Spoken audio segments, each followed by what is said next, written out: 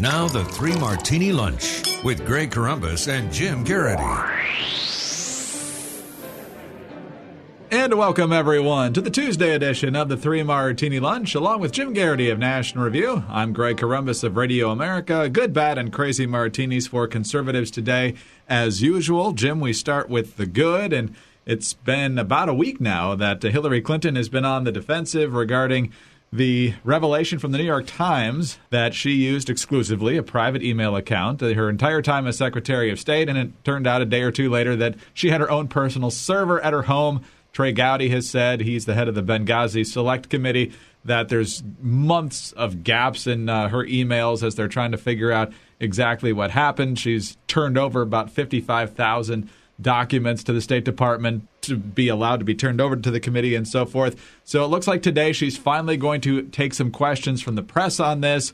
Good, I guess, that it's a big enough story that she finally realizes she has to do this. And knowing her ability to fend off tough questions, this story might not be going anywhere for a while. I think what makes this a good martini, one, is that we knew at some point she was going to have to answer questions about it. The fact that it's been about 8 or 9 days since the revelation of the private email servers came out, she has basically let herself twist in the wind for 8 or 9 days, ensuring that this has been the biggest story in the political realm for the past week. Also, when you throw on top the foreign donations to the Clinton Foundation, and I think a lot of people feel that these two things are connected, that there's got to be something about the Clinton Foundation in those emails. If you want to donate money to help Haitians, there are a lot of charities out there. These foreign governments like Algeria just happened to give a giant amount to the Clinton Foundation in order to help Haiti. And so the question is, okay, were they expecting a quid pro quo in response for the generosity? She should get questions like that today. It's very hard to believe that she's going to answer all the questions sufficiently and fully and accurately today. She's probably going to take 1 or 2 questions and then stride off the stage to cries of, what else are you hiding? I think the other thing is that her statement today, it's almost certain she's going to claim that her email was secure. This is a blatant lie. And what I'm hoping one of those questioners is able to point out is, look, we already know that she was hacked by a Romanian hacker who went by the name Guccifer, got her emails with Sid Blumenthal, and from there he was able to get into her emails and leak some of their stuff. If this guy can get in there, it is a very safe bet that some foreign intelligence service, whose job is to get the messages and just to get sensitive intelligence of our government, was able to get into this. And as I started kind of revealing, writing in today's Joel today, this may explain why no Democrat really wants to help out Hillary on this. They realize the enormity of this problem, that effectively some foreign intelligence service has basically been able to listen into her stuff, including any messages from President Obama for the first 4 years of his presidency. And that's a intelligence failure of a massive scale. So it'll be interesting to see if the questioning goes in this way. There's more like, Madam Secretary, do you think the Republicans are overreaching with this? But if she does, then I think people will recognize that's the media covering for her. And I think that it's very hard to see this going well for her. This is the first press conference she's done in 2 years. It's very hard to believe she's going to come out and do a fantastic job at this. She's never been that good at this. She's always seemed secretive and brittle and hostile. And, the fun question will be at some point, does she end up with at this point, what difference does it make style statement? Oh, we can only hope so. 2 lessons from this, obviously. If you're a high-ranking government official, use the most secure form of communication possible. Number 2, under all circumstances, never email Sidney Blumenthal. There you go. Well, yeah, that's just a lesson of life. It's not politics. That's right.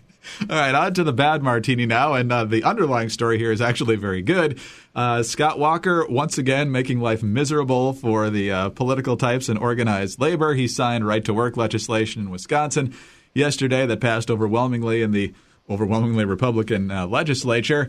President Obama not very happy about it, though. He says, quote, "Wisconsin is a state built by labor with a proud worker past, so even as its governor claims victory over working Americans, I'd encourage him to try and scare a victory for working Americans by taking meaningful action to raise their wages and offer them the security of paid leave." So, Jim, once again, the scourge of allowing folks to work without forcing them to pay into a union has struck again. Yeah, this is not necessarily our most surprising bad martini of recent memory. My colleague Jay Nordlinger just kind of summarized it as all class, our president, all class.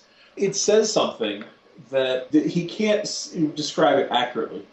He can't say, no, I believe that you should be required to join a union to work in certain jobs. I believe you should not have that choice. You can't describe it accurately. So he's got to say it as, victory over working Americans.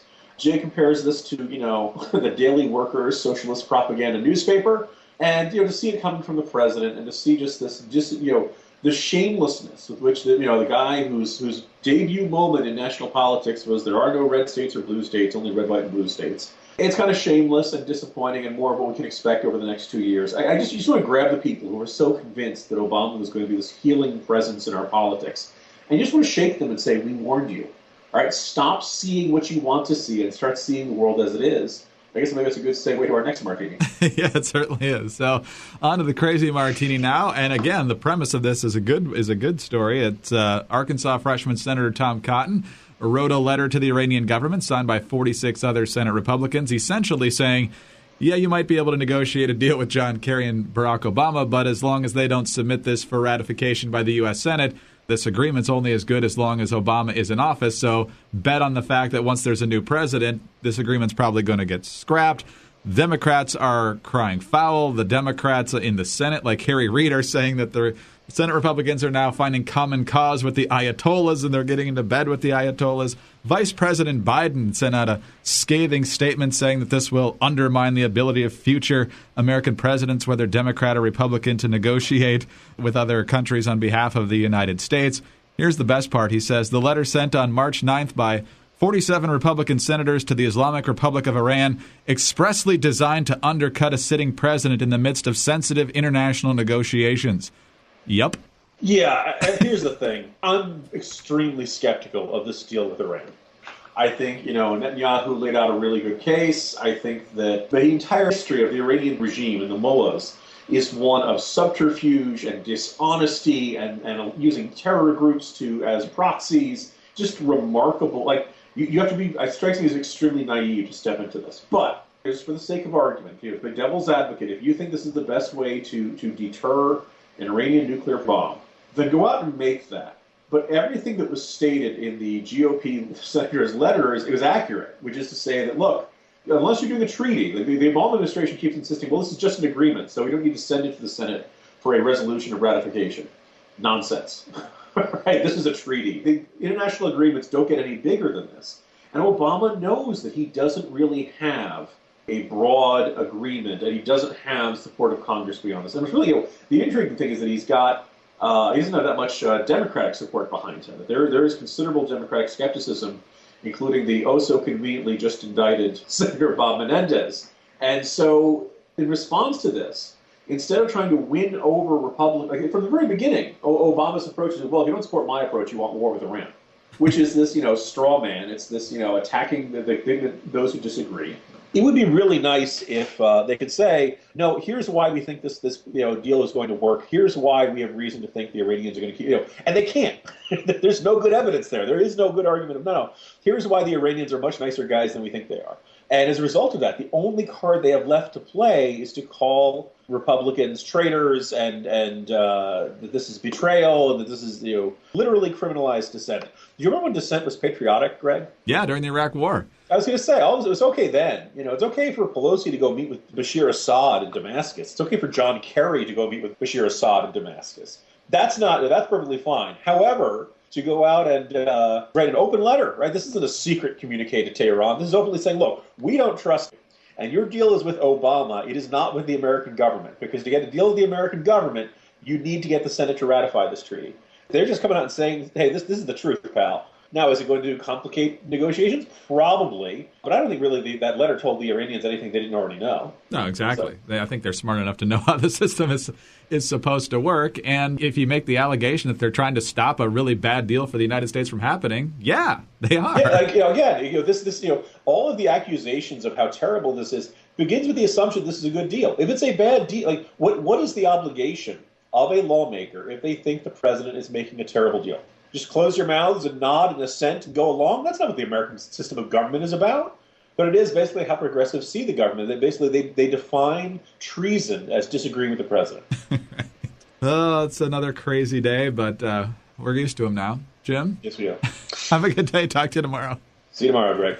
Jim Garrity of National Review. I'm Greg Corombos of Radio America. Thanks for being with us today. And be sure to join us again on Wednesday for the next 3 Martini Lunch.